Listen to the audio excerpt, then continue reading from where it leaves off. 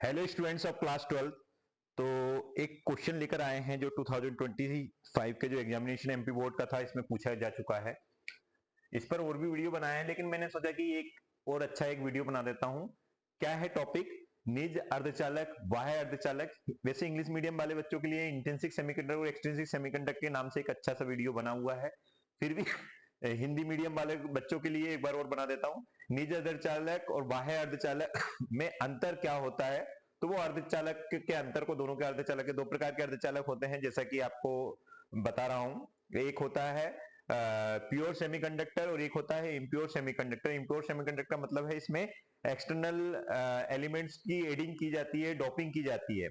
तो क्या है, चलो वन बाय वन समझते हैं, ज्यादा इस पर टाइम वेस्ट ना करके सिर्फ मीनिंग पर समझते हैं। तो निज अर्धचालक को ही हम इंट्रिंसिक सेमीकंडक्टर कहते हैं और बाह्य अर्धचालक को हम एक्सट्रिंसिक सेमीकंडक्टर बोलते हैं। तो पहले क्रमांक से देखते हैं। पहला क्रमांक में हम यहां पर देखते हैं, शुद्ध अर्धचालक को ही निज अर्धचालक कहा जाता है। शुद्ध अर्धचालक को ही क्या कहा जाता है?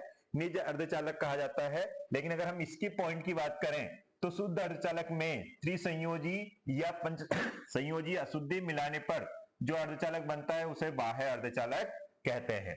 तो ये पहला पॉइंट समझ में आ गया होगा। शुद्ध जो हमें जैसा नेचर में मिलता है उसको हम बोल देते हैं निज अर्धचालक, और उसमें कुछ इंप्यूरिटीज ऐड कर देते हैं तो उसको बाह्य अर्धचालक बोलते हैं। उदाहरण के लिए अगर बोले तो स्पेशली हम जो दो अर्धचालक की बात करते हैं, इसमें सिलिकॉन और जर्मेनियम हमारे शुद्ध अर्धचालक के या निज अर्धचालक के उदाहरण हैं। और अगर हम बाह्य अर्धचालक की बात करें तो एन तथा पी प्रकार के जो अर्धचालक हमें मिलते हैं वो कैसे होते हैं? बाह्य अर्धचालक, या फिर हम उसको बोलेंगे एक्सट्रिंसिक सेमीकंडक्टर।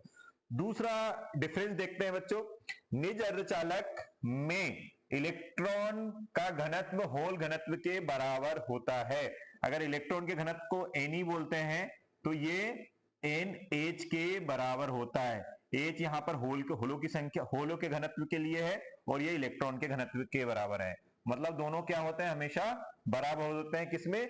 शुद्ध अर्धचालक में या निज अर्धचालक में। लेकिन अगर मैं इसमें देखूं तो एन प्रकार के अर्धचालक में इलेक्ट्रॉन घनत्व होल घनत्व से अधिक होता है, किंतु पी प्रकार के अर्धचालक में होल घनत्व इलेक्ट्रॉन घनत्व से अधिक होता है। मतलब सिंपल सी बात कहें कि N E is not equal to N H. मतलब दोनों का जो घनत्व है, इलेक्ट्रॉन का घनत्व है, वो होल घनत्व के बराबर नहीं हो सकता है, और होल घनत्व जो है वो इलेक्ट्रॉन घनत्व के बराबर नहीं हो सकता है, और इसमें दोनों बराबर होंगे। आई होप ये वाला पॉइंट भी क्लियर हो गया होगा। थर्ड पॉइंट पे समझते हैं।